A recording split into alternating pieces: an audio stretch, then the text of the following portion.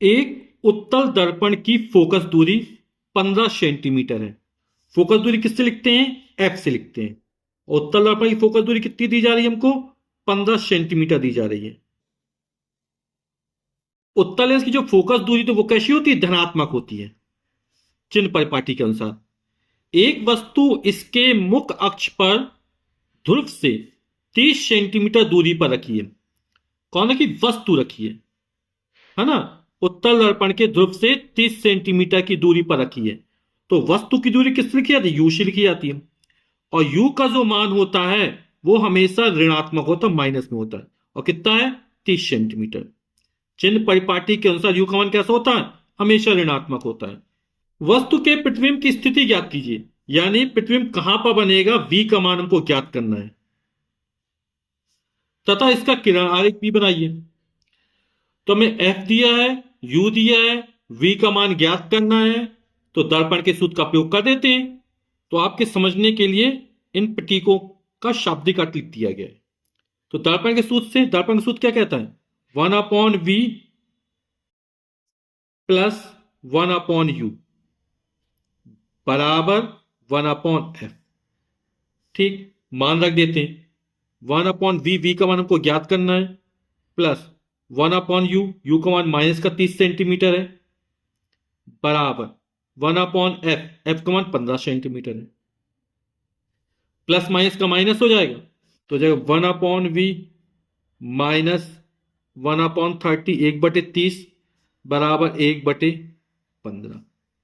Minus 1/30 को बराबर को उस तब ले जाएंगे तो प्लस का हो जाएगा। तो 1/v बराबर हो जाएगा 1/15 पहले से था, और ये उस तब जाएगा बराबर के, तो प्लस हो गया।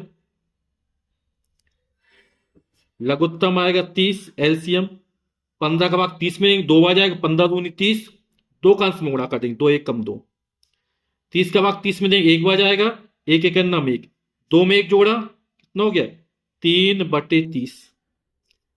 1/v बराबर 3 एकम 3, 3 धाम 30, तो 1/v बराबर हो जाएगा 1/10।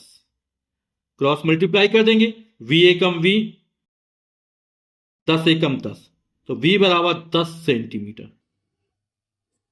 तो v का मान कैसा निकला? धनात्मक निकला, 10 सेंटीमीटर निकला। यानी जो प्रतिबिंब बनेगा वो कैसा बनेगा? दर्पण के दूसरी तरफ बनेगा।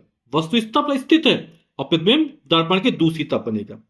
ठीक है, इसका किरण आरेख बनाइए। तो इसका किरण आरेख बनाते हैं। तो उत्तल दर्पण है, तो इसके दबे हुए पृष्ठ पर अपन पॉलिश कर देते हैं। तो उभरे हुए पृष्ठ यानी यहां से क्या होगा? परावर्तन की क्रिया होगी। इस दर्पण का केंद्र जहां पर होगा वो वक्ता केंद्र कहलाएगा। तो ये वक्ता केंद्र सी हो गया। ठीक, और यहां पर ये फोकस हो गया।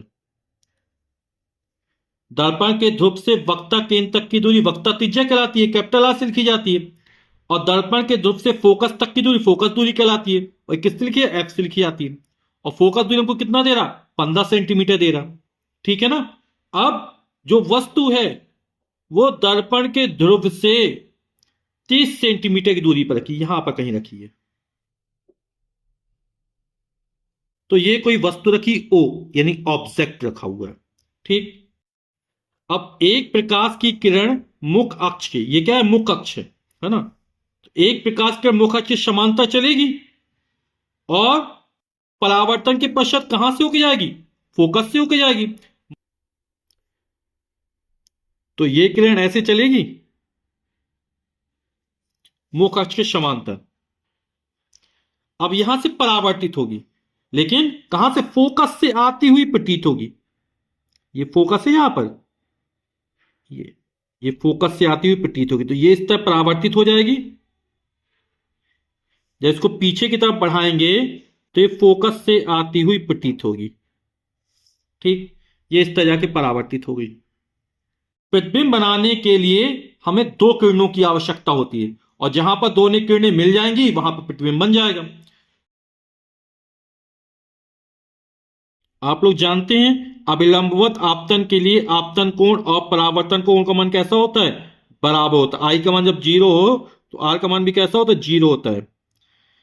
तो ये किरण यहां से आई इस तरह, और इसी तरह वापस परावर्तित हो जाएगी। ठीक है, तो इनको जब आगे की तरफ बढ़ाया जाता है तो यहां पर जाके मिले, यानी कि इस जो वस्तु है इसका प्रतिबिंब कहां बनेगा, यहां पर बनेगा। प्रतिबिंब कैसा है, सीधा बन रहा है ना, तो आभासी है।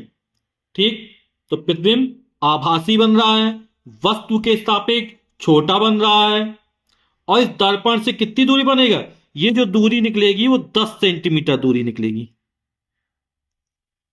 ठीक, वस्तु की दूरी कितनी है, 30 सेंटीमीटर है। समझ दूरी कहां से नापी जाती है, दर्पण के ध्रुव से नापी जाती है, ये दर्पण का ध्रुव पोल, और यहां प्रतिबिंब बना यानी इमेज बनी आई। ये जो दूरी है 30 सेंटीमीटर। फोकस दूरी जो एफ का मान है ये कितना है, 15 सेंटीमीटर। उत्तल दर्पण की फोकस दूरी 15 सेंटीमीटर दी गई है। जितनी दूरी दर्पण के इस तरफ नापी जाती है वो सब धनात्मक होती है ना, तो v का मान भी धनात्मक मिला, f का मान भी धनात्मक है।